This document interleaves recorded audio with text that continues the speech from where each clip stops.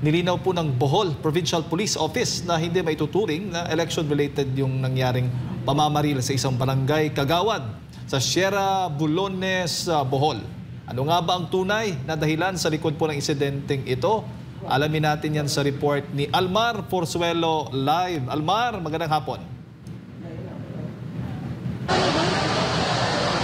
Jade, magandang hapon at mga kapartners, magandang hapon nga sa inyo. Personal na alitan at hindi dahil sa eleksyon ang nakikitang motibo ng mga otoridad sa nangyaring pamamaril sa isang barangay Kagawad sa Sierra Bulones dito sa Bohol.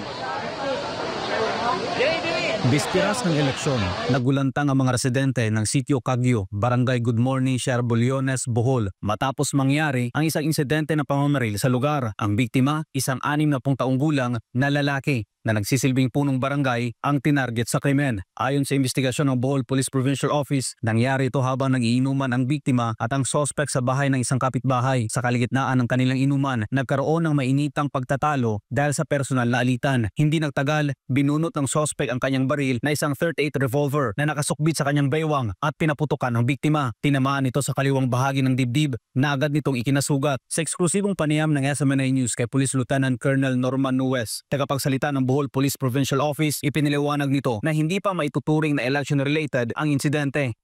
Magiging suspected election-related incident siya for now.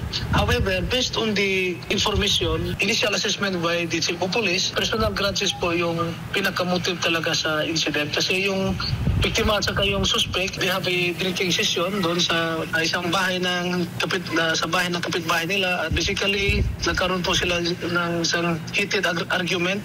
With that po, nagkainitan po at binaril po ng suspetsado ang biktima. Sa ngayon, nasa kustodiyan na ng Sierra Bulones Police Station ang sospek kasamang na-recover na 38 revolver at 2 bala. Hinimok din ni Police Lieutenant Colonel Nuez ang mga mamamayang Bulanon na maging mapagmatsyag at agad i-report sa mga otoridad ang sino mang nagdadala ng armas upang maiwasan ang kahalintulad na insidente. Binigyang diin din ito ng naturang insidente ay walang epekto sa kabuuang kaayusan at kapayapaan ng lalawigan ng Bohol at nananatiling maayos at payapa ang takbo ng halalan sa lugar.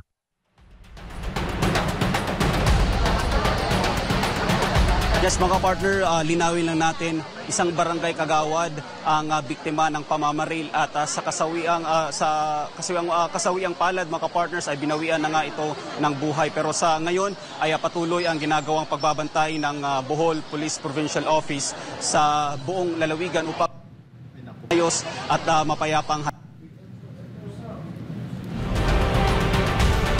ng Commission on Elections or COMELEC na isa-ilalim sa yellow category yung 6 na munisipalidad dito sa Bohol, kabilang na ang pang-7 dito yung Tagbilaran City dahil nga sa matinding alitan sa politiko or itong political rivalry, mga partner.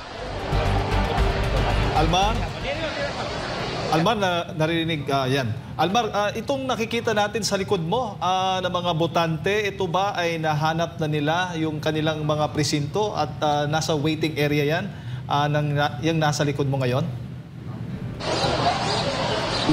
Sa kasalukuyan na kapartner Jade, andito tayo sa Dao Elementary School. Dito pa rin yan sa isa sa mga barangay dito sa Tagbilaran City sa Bohol. Dito sa likuran ko, okay na tong mga kapartners. Naghihintay na lang ito sa kanilang mga pwesto dito nga sa kada precinct kasi maliit na elementary school lang ito. So ang ginagawa, ang sistema dito ng mga volunteers ay pagpasok galing sa entrance ay pinapaupo muna nila dito sa covered court ng mismong elementary school bago pumunta nga sa mga presinto, mga kapartners, dahil nga sa liit lang ng area. Pero sa kasalukuyan, okay na ang mga pangalan, nakita na nila yung mga pangalan dito, yung mga botante na nasa likuran ko, mga kapartners.